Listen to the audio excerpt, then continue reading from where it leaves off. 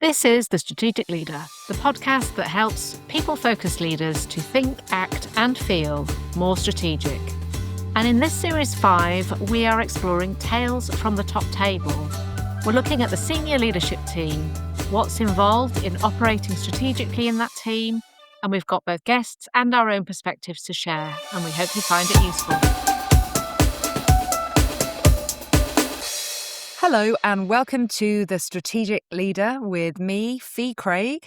And with me, Gemma Bullivant. And we're going to be looking at the systemic impact of being on the senior leadership team or sitting at that top table, and explore areas of how we can bring awareness of that into being more effective, deliberate senior leaders. And I'm really excited to welcome our guest today, who will bring, I'm sure, a distinctive lens to this topic, Paul Kinkaid. Hi, Paul. Welcome to The Strategic Leader. Would you like to give us a little bit of context and background on your story? Hi, Gemma and Fee. Yeah, thanks very much for having me. So I, as a child, was army-barmy.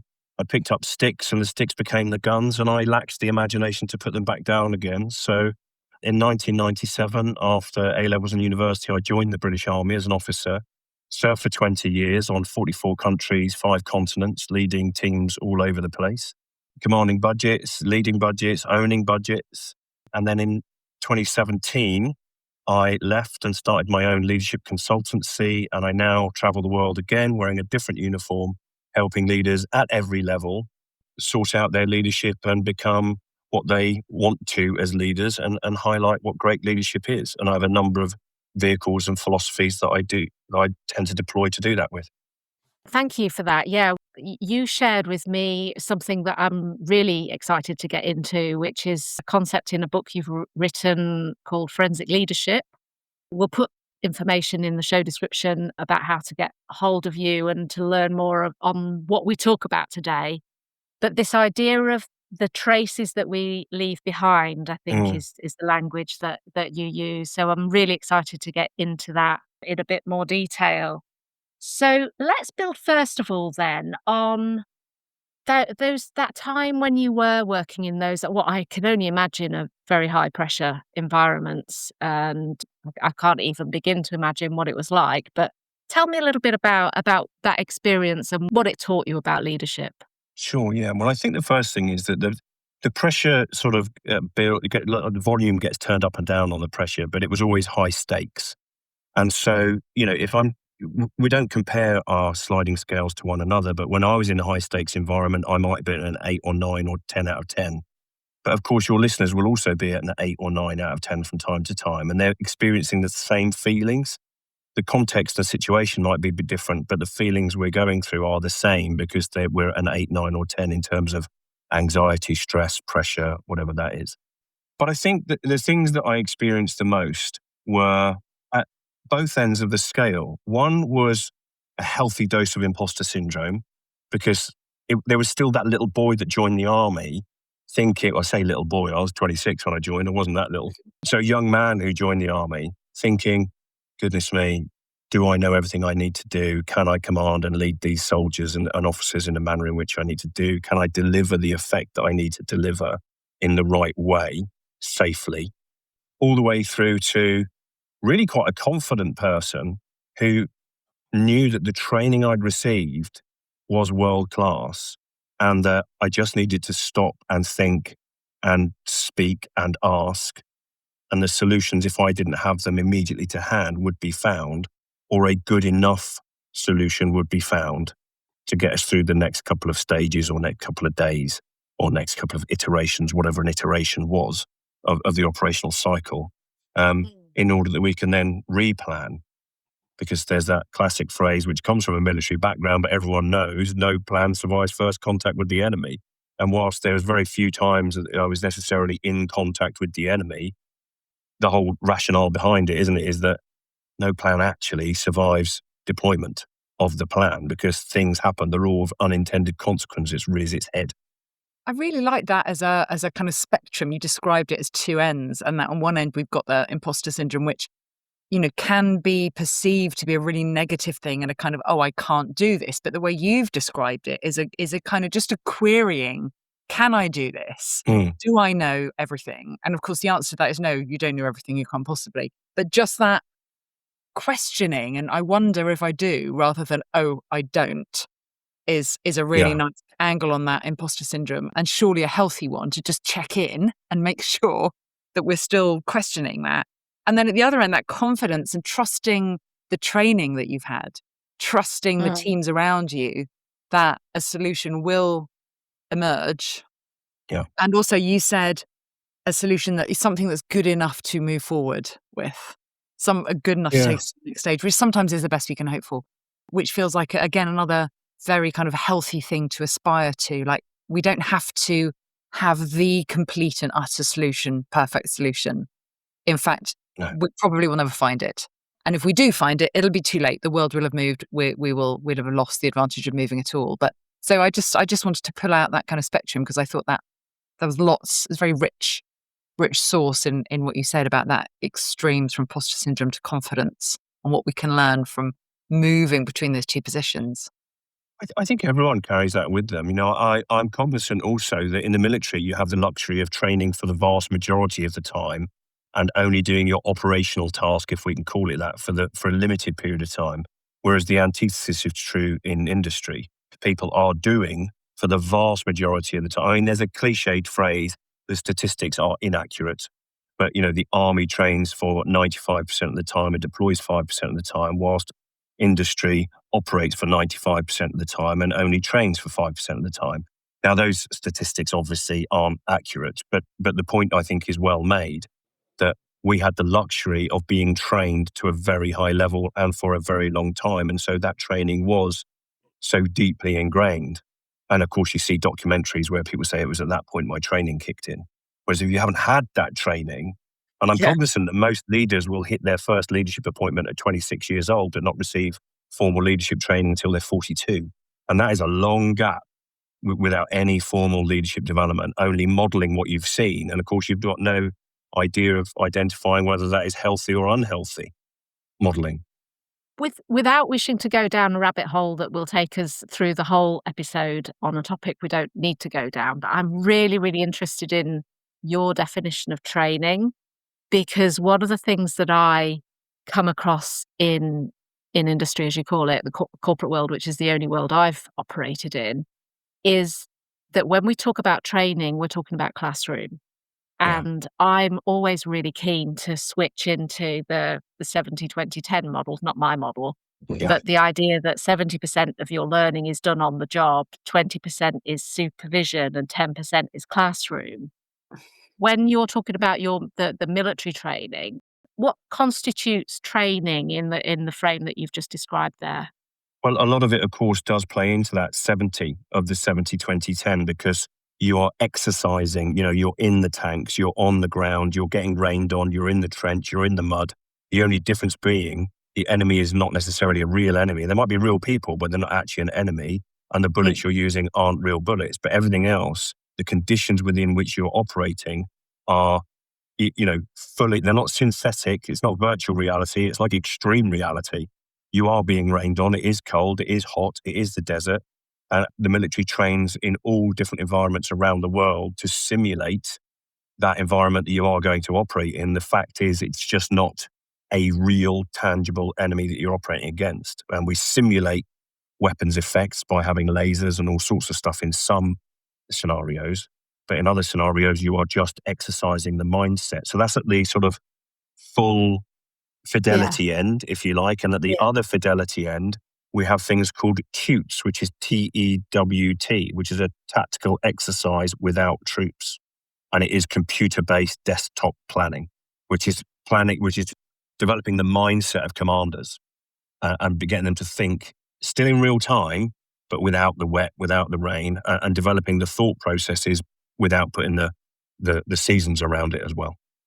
So lots of simulation within the frame of training is what I heard there, and I was also smiling to myself because it called to my mind one of the corporate equivalents of role plays, which always made at least half the room want to vomit and leave whenever I suggested that role plays were a really tangible part of learning. In other words, learning the concept, but then having time to really apply that concept. It's reminding Sure. me a little bit of that. We would call it rock drills, rehearsal of concept, and wargaming. Mm. Thinking, so if you call it a rock drill and wargaming, the people who are vomiting in their own mouth in that session are thinking, oh, that sounds much better. Yeah, let's do that. And as you're walking through a case study, aren't you? It's role play through a different name. That's all. I'm gonna Very use that all because I do a lot of work with teams, team coaching, and I do get them. I think of it as embodied learning, which is something you have to experience. It's not like it Mm. doesn't go in through your ears or your eyes. It kind of goes in through your way of being and what you experience in your body while you're doing it. And that tends to stick because once you sort of felt it rather than, it going in through the normal senses, it sticks. So I've got some new vocabulary there. Thank you for that, Hey, Paul. you're welcome. Yeah, you're going to Can do we wargaming now, aren't you, rather Well, than role yeah, playing? absolutely, absolutely.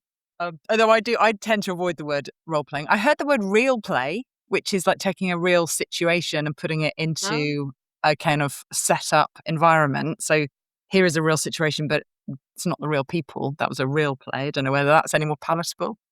I think people will see through that one. But Yeah, anyway. yeah, But let's get into this idea of systemic impact, because that's something that really resonated for me, Paul, when you and I spoke a little while ago about the work that you do and the work that the experience that you've brought from the military background that I'd love to get more into, but time. And in particular, this idea of traces, the traces we leave behind. Mhm. So would you tell us a little bit about this idea of traces and bring that to life for us a little bit? Sure, yeah, I can do that really quickly because without realizing it, we're all already familiar with the concept, and it comes from forensic science. There's a chap called Dr. Edmund Locard, a French forensic scientist, the father of forensic science, actually, 1877 to I think 1966. And his Locard exchange principle is taught the world over in criminal justice and policing systems. And it simply says every contact leaves a trace. So when the criminal enters the crime scene, they leave a trace on the crime scene: footprints, fingerprints, DNA, fibers from their clothing, this sort of thing. And the crime scene leaves a trace on them, i.e., fibers from the carpet, the DNA of the victim, or a scratch from the glass, and we understand this because we watch Silent Witness, we watch Vera, and we don't watch those things, then we watch the news and we understand that forensic science is forensic science and fingerprints are fingerprints. And it just struck me in conversation with a colleague many years ago that if you lift that up and drop it down into the relationship domain, now I use the subdomain of leadership, but of course we're talking relationships here, it remains absolutely constant. Every contact leaves a trace.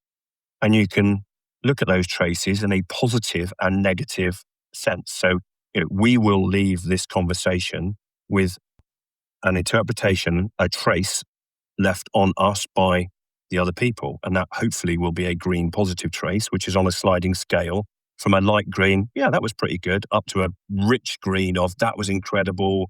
I love that person. I want to be that person, all the way down to the reds, which can be a light red for just feeling a bit discomfort around someone and not very comfortable with that interaction, all the way down to a very deep, evil red of toxicity, bullying, harassment. And it's possible to measure those traces, but when you talk about the traces, people pick up on that lexicon, that vernacular, and you start talking about traces rather than, hey, Gemma, when you said that thing, I took offense. That can be, in the wrong context, be a career limiting moment for someone to point out that someone else's leadership is not up to the required standard.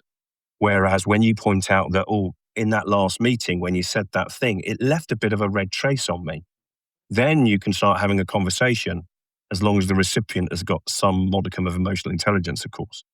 I think you're absolutely right about kind of it being a lexicon that people can instinctively get hold of, because as you were Yeah. talking that through, Gemma and I are nodding away, go, yeah, I understand what you mean. I can see that Yeah. in action. And we have talked a lot, haven't we, in various different contexts around the difference between intention and impact and how you actually show up in terms of how people experience you.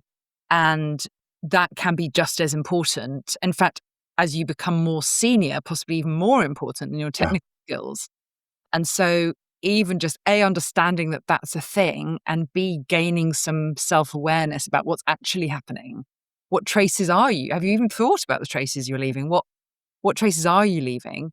But yeah, what traces are you actually leaving? Not, oh, well, all the traces I leave are nice and bright green. But like, how do you know? Yeah. And how do you think about it? Do you take time to find that out? Do you talk to people about it? I think instinctively it's quite easy to wrap your head around that as a concept, isn't it? Would you say, Jem?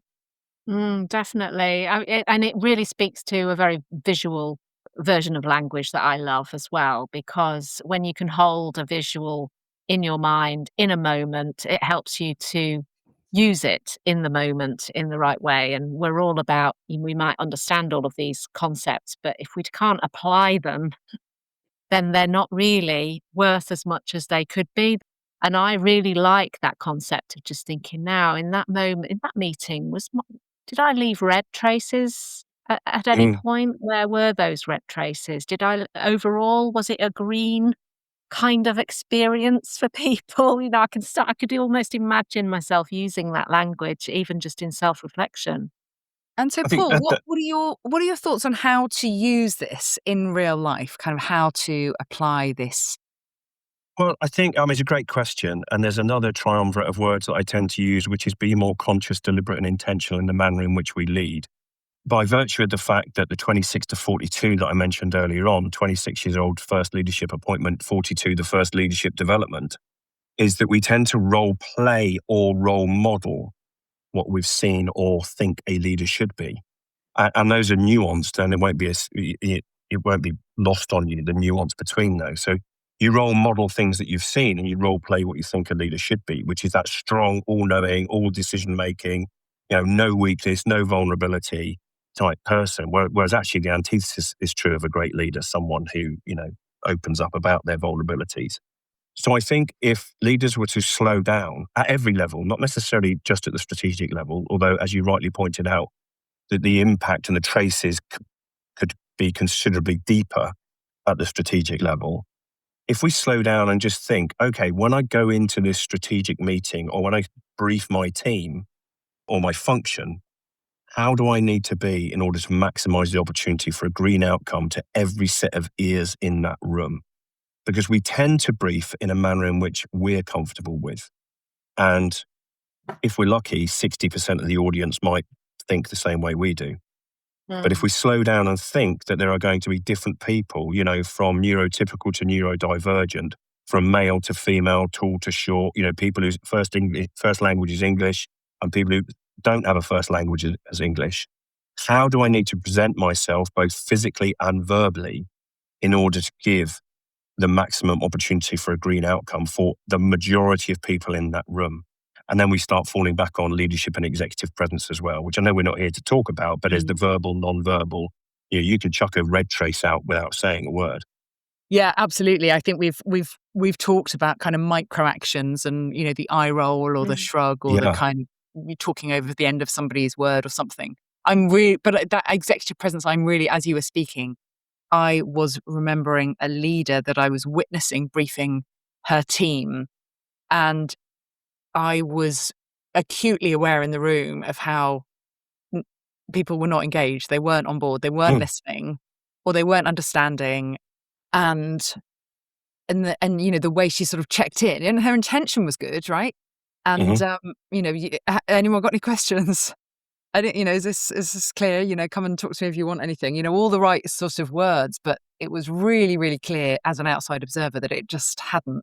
There was maybe a sludgy trace. I mean, I'm not sure there was a red trace, but there was like a sludge, and we don't want. I'm thinking, what's in the middle of red and green? It's kind of brown, isn't it? And I was like, that is not the trace that you No. thought you left, that you wanted to leave, that you needed to leave. But it was really acutely obvious to me, and I think to everyone in the room. They would have come away with, I don't want to say code brown on this podcast, but I'm going to, with that sort of nothing to red, which was, Yeah. oh, actually, this is another thing you've just asked me to do without engaging me. So Yeah. slightly in the red camp, probably, Yeah. or just nothing, but certainly not green. And it was really acutely obvious to me, and not to her. Yeah. Interesting enough. But I think there's a fascinating point that you've raised about Either slightly red or nothing. And of course, you can't not behave. So you Yeah. can't not leave a trace. So if you're leaving no trace, by default, that's a red.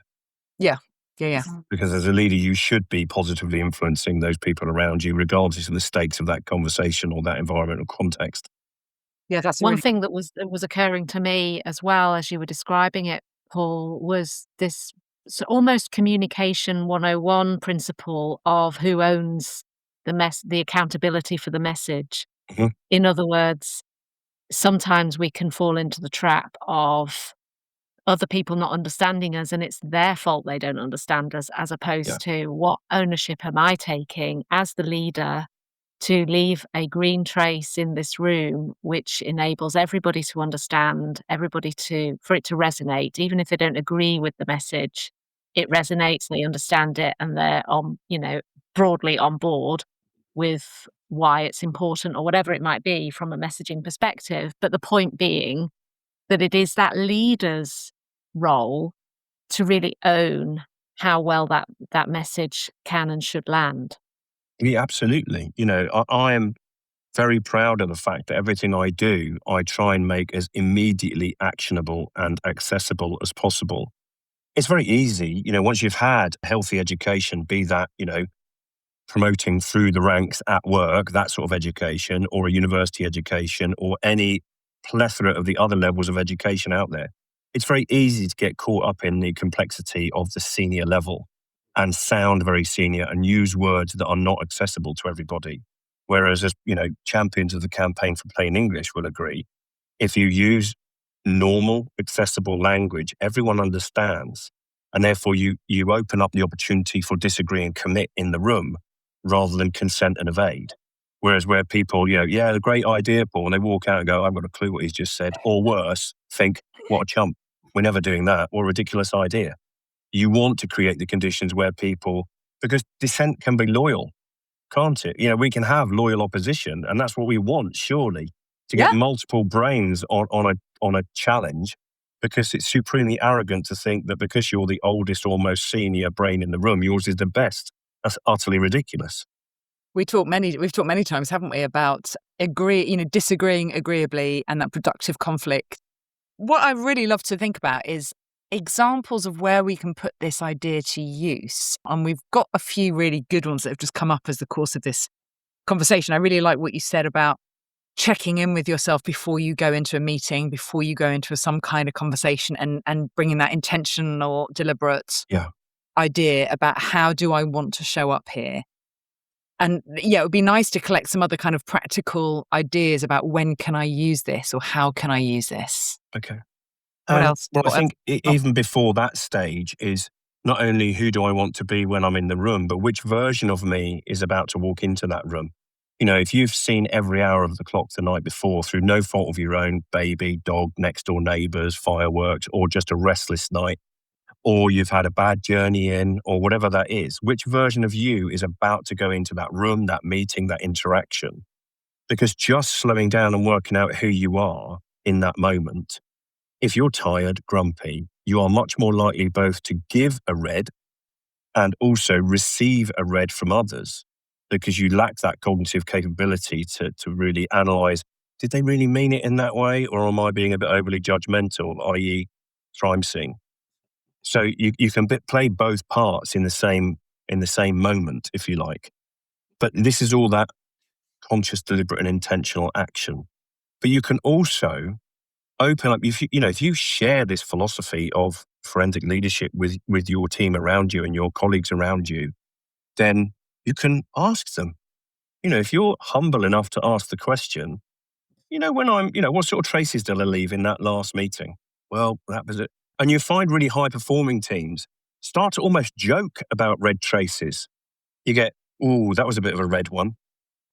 And rather than it be banter, which we don't want, we want appropriate use of humor, but we don't want banter in the workplace, then that's demonstration that you've got a really high performing team who are using humor to point out, oof, that was a bit of a red one. Now, you're not going to use humor for a deep red, awful red trace. You're going to take someone to one side and say, hey, that's inappropriate. But I think you can use it both as almost like David Marquette in his intent-based leadership does. you can use it almost as a thermometer and a thermostat. So the thermometer checks the temperature, so you can look at what traces your team are leaving, but you can also set the temperature by determining what traces you wish to leave. And then we start to have conversations around succession planning. When you see people who are great enablers of others and predominantly leave green over red, then they are probably the future leaders of the organization, regardless of technical capability, because we want great enablers rather than great doers in our senior leadership appointments. I love the sound of all of that, and I think it could be really, really helpful for teams. I don't know about you, but I think that when this is most likely to be powerful and useful is often with the people who aren't necessarily open to these sorts of ideas. So what's your experience Yes. of, we've got people probably listening to this thinking, "Oh, I wish I could just use this with that leader or that person," whether it's their manager, whether it's a leader who has a slightly more toxic impact on other people. What's your experience of Yeah. helping the more cynical leaders who arguably need it the most to buy into the idea of Yeah. these traces? So, I mean, that's a great question. When the context or the situation is not permissive, then it can be really difficult to bring this in because people see it as a challenge to their authority. And when you're talking about status, ego, and power, these are three words that don't tend to exist in the same world as good leadership. And so that can be really challenging indeed. So there's a couple of ways I think we can do that. And one is to gently bring the conversation into it and talk about the philosophy of forensic leadership and traces. We can start using the vernacular around them, and then we'll hopefully start to ask what that means. And you can sort of gently enroll them into it in an elegant way, if you like. And the other way is to just remove the words entirely and just use data. And I'll talk very, very briefly. We have an application that we've developed called Dactyl app. Dactylography is the science of taking fingerprints, so it all sort of melds together. And it measures the traces that are left on the lead. And I would argue the most important people in a leadership relationship are the lead. And it's a relatively straightforward survey template that we ask people, and you get quantitative scores about a leadership capability. You get a score -5 to +5 of the traces that have been left upon those individuals.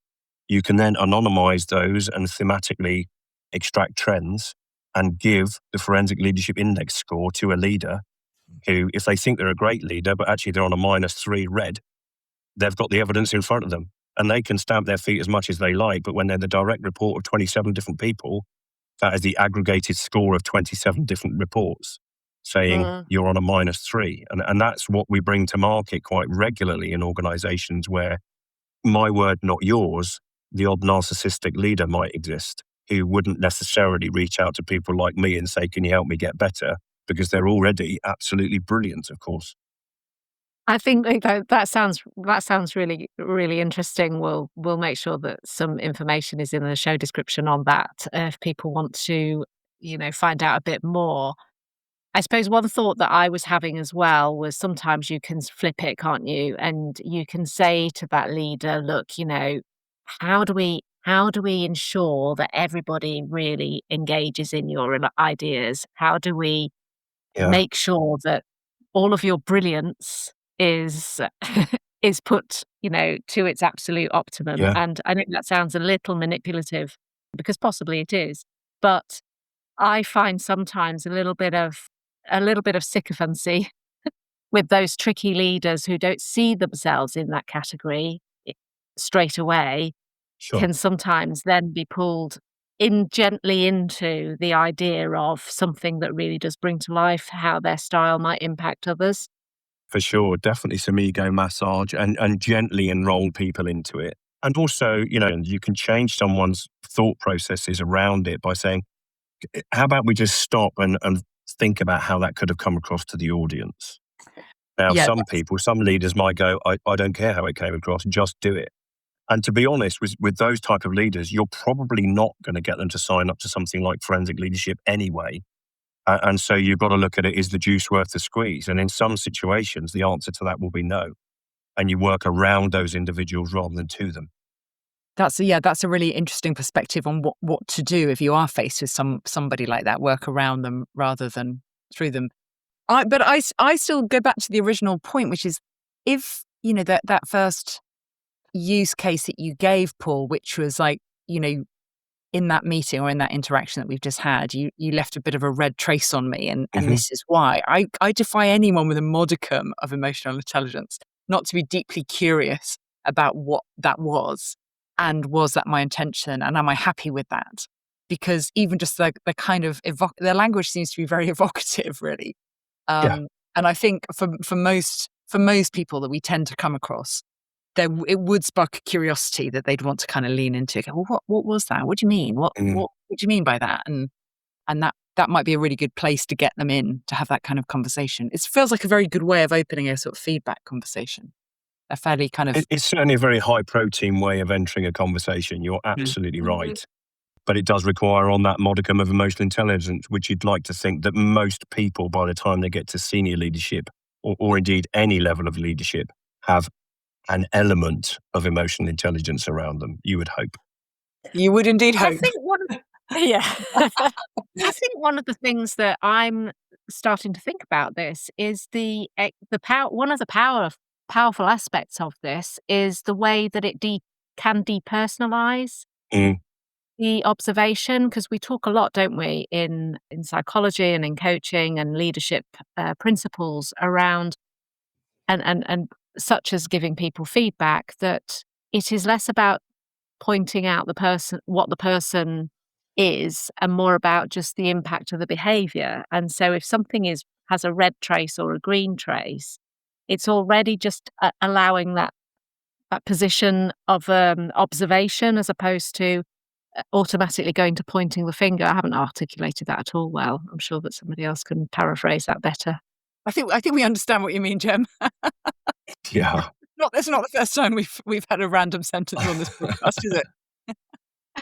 I'm a big Sure. fan. I mean, that's very human, right? Random sentence is a very human approach. But I think it does create an air gap between you talking about the person rather than about your takeaways from it. You can own the trace and it doesn't feel as accusational. Mm. When you said this Yeah. left a bit of a red trace on me, then that's not a chest poking, career limiting moment. That's an observation that you're making about something that you're taking away from that interaction.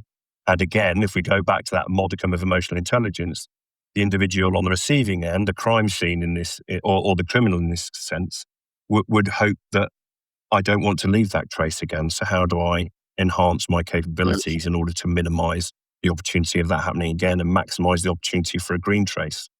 And as we're talking about it, I'm reminded of, and the feedback in terms of a green trace. I'm thinking of a couple of things that people have said to me over the years. I mean, one was more than 20 years ago, basically saying you have had an impact on my career and therefore my life. And she was basically telling me I had left a green trace on her, Yeah. and in those terms. And it's thinking about it. It's a very powerful thing to stay with you if somebody gives you that in a positive context, which is you have left a green trace here. It's like, whoa, Yeah. that's good. That's what Yeah. I'm here for. I want to do more of that. It's a very, very motivating thing to hear. So yeah, you have reminded me of a piece of feedback from a very long time ago in particular that I'm thinking of. Great. But this is great though, isn't it? Because if you do look retrospectively, it's actually harder to remember the people who have left a green trace on because that was a nice thing. Whereas we are hardwired to remember things that involve risk and threat. And red traces, ergo, are directly related to threat. It's not the saber-toothed tiger, it's a red trace that's associated with that person. And it's in our survival instincts to remember where that threat happened. So, I'm not going to ask you because it's unpalatable. But if I was to ask you, name a time when you've had a significant red trace left upon you, your mind will immediately go to that moment. You might have a physiological, visceral, emotional reaction to that again, which I don't want to trigger in either of you. But you'll remember, I can't believe they said that. I can't believe they behaved that way. I can't believe they did that thing. And they stay with us. And therefore, we can inversely role model on what we've witnessed and what we've experienced, and it can make us a better leader.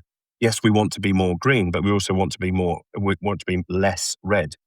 And Yeah. there might be listeners thinking, well, there are times I actually want to leave a red. You know, and get people waking up and sitting up in their seats. And I would challenge that directly, because you can discipline someone in a green way. You can give firm direction in a green, positive way. And whether they receive it in a green way is different. You can send it green, but if someone receives it in a red, then there's a conversation to be had there. But that's just translation gap, and that happens everywhere, and you can't own all of that. But why would you intentionally go into a meeting or an interaction with someone else where you want the outcome for them to be leaving thinking you're a bit of a chump? You wouldn't. Not, again, modicum of emotional intelligence. Some people wouldn't care. They go, I don't care what they leave thinking as long as they do it differently next time. But you've actually left a red trace. Why not use your own IQ and EQ to do it in a better way and therefore grow someone positively rather than help them work around you in future rather than with you or to you? Hear, hear. Well, I think that's a perfect way to close the conversation. Thank you so much, Paul, for sharing your insights and experiences with us. No, my pleasure. Thank you for having me. It's been a great conversation, Paul. There's so many snippets of goodies to take away there. So Great. Oh, I'm really pleased. I'm sure we'll come back to many of those in future episodes. So thank you very much for sharing all that with us and with our listeners. Yeah, brilliant. Thanks for that. Bye-bye.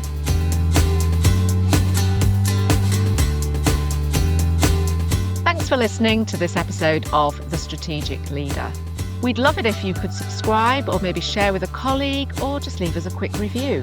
And if you have a big, hairy question you'd like us to explore, or perhaps a strategic dilemma you're wrestling with, just drop us a line, gemma@gemmabullivant.co.uk. And remember, having a strategic viewpoint doesn't necessarily mean having all the answers. It's more about asking better questions, broadening your view, and staying curious. We'll see you next time.